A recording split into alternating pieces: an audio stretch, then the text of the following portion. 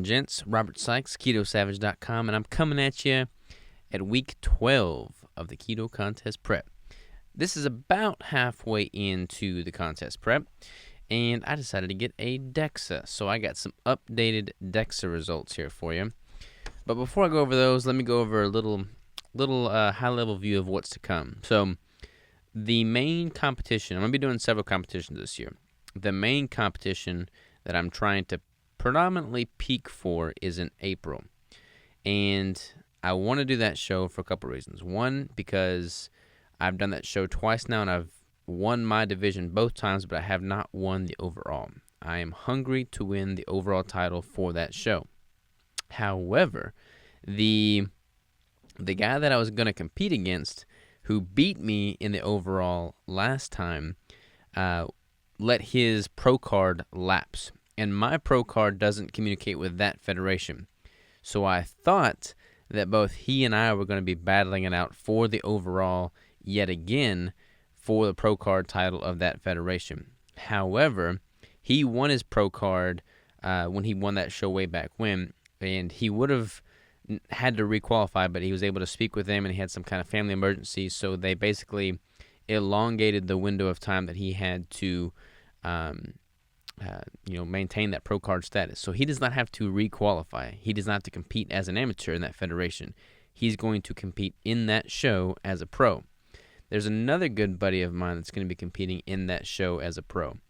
So I need to basically get my pro card status for that federation before that competition in April so that I can compete against both of those individuals. I need to win my pro card before April. There is a competition in Georgia in March that I'm going to set my sights on to earn my pro card status for the WNBF Federation so that I can compete as a pro against those other two guys in April.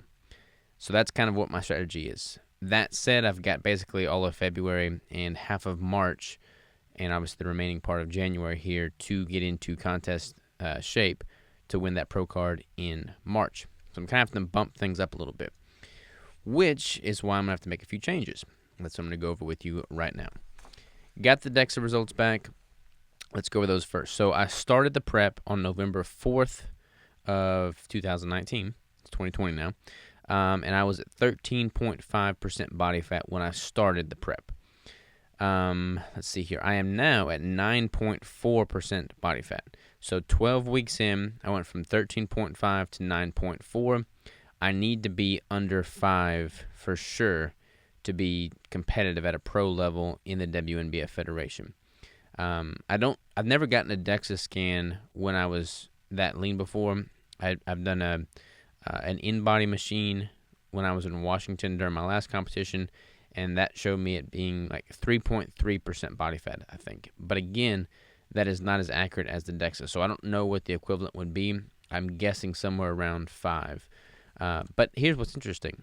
So my body fat percentage went down from 13.5 to 9.4, but my lean mass, my lean tissue, my muscle tissue increased from 68,156 grams to 69,304 grams, and I'm kind of curious to see what that is in pounds because I don't really know my conversions off the top of my head. So let me convert that real quick.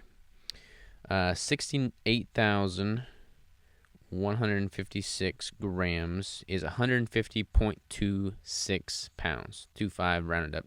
So 150.26 pounds. And then the 69,304 that I'm at now is 152.7 pounds. So almost 3 pounds of muscle. That can't be right. That's crazy. That is crazy.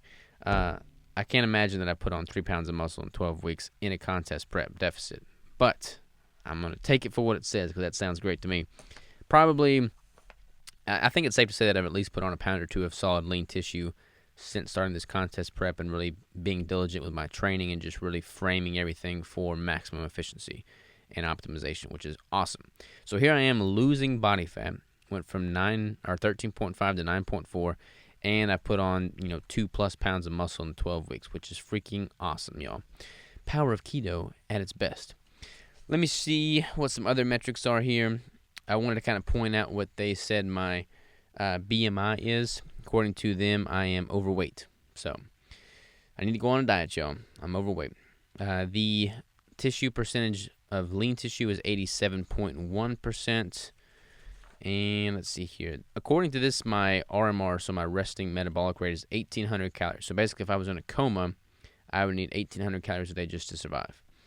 I think that's probably a little bit low, but again, that doesn't really take into consideration any of my needs or training or anything, really. So it's kind of hard to know with any degree of certainty.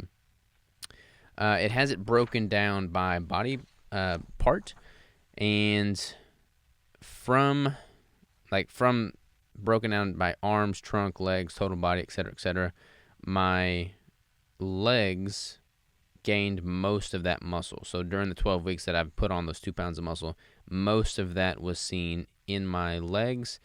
It went from 11,789 grams to 11,929 grams, and a lot was seen in my trunk as well. It went from 15,000 to 15,600.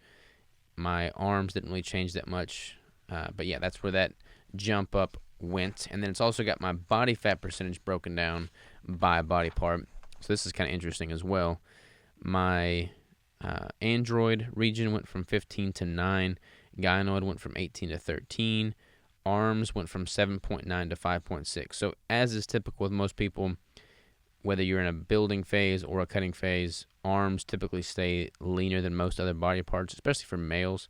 That's why, like, if you look really good with just a cutoff on, that doesn't necessarily mean you're super shredded, because you take that shirt off and you see what's underneath. It's kind of deceiving. Trunk went from 15.2 to 9.4. Legs went from 13.4 to 10.4. So that makes a total going from 13.5 to 9.4. So there's the DEXA. And just to kind of give you a little high-level view of what I'm going to be doing going forward is, since I'm about at the halfway mark from that April show, but I need to get my pro card status at that March show, I'm going to have to kind of expedite things a little bit. Nothing too crazy, but I'm going to, kick it up a notch or two. So I'm going to start incorporating more cardio, and I'm going to be a little bit more aggressive with my macro tapering.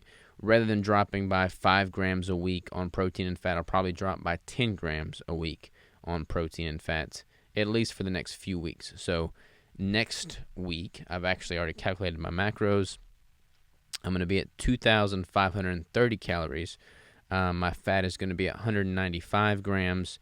My carbs are going to be 15 total grams, and my protein is going to be 170 grams, which puts me right at a 70% of my calories coming from fat percentage ratio. So yeah, I'm going to get a little bit more aggressive with my macros. I'm going to get a little bit more aggressive with my cardio. My training itself, my resistance training is going to stay the same.